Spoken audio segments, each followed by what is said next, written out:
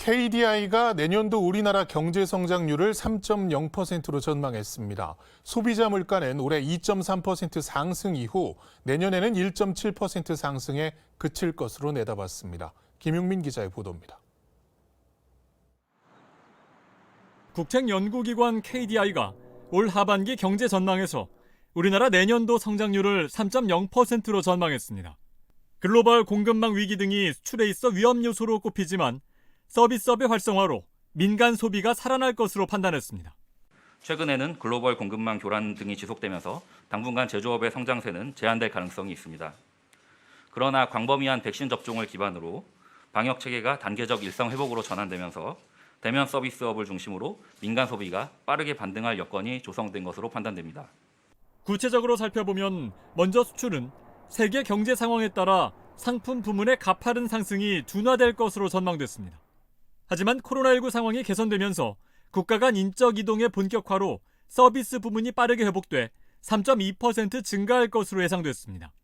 설비 투자와 건설 투자 역시 각각 3.2%, 2.4% 증가하고 민간 소비도 올해 3.5% 상승 이후 내년도에 3.9% 증가할 것으로 전망됐습니다. 단계적 일상 회복으로 서비스업이 빠르게 반등하고 제조업은 공급망 불안 등의 요인으로 성장에 큰 영향을 주지 못할 것이라는 분석입니다. 올해 성장률은 지난 5월 전망보다 0.2%포인트 상향 조정돼 4.0% 성장을 이룰 것으로 내다봤습니다. 두 차례의 추경 편성으로 민간 소비가 늘었지만 글로벌 공급망 교란의 장기화와 원자재 가격 상승 등을 하방 요인으로 꼽았습니다. KDI는 소비자 물가 상승이 일시적일 것으로 내다봤습니다. 올해 유가 등 원자재 상승의 영향으로 2.3% 오른 뒤 내년에 1.7% 상승률을 기록할 것으로 전망했습니다. 다만 에너지 가격 등을 제외한 근원 물가는 내수가 회복되면서 올해 1.2%보다 높은 1.7% 상승할 것으로 봤습니다.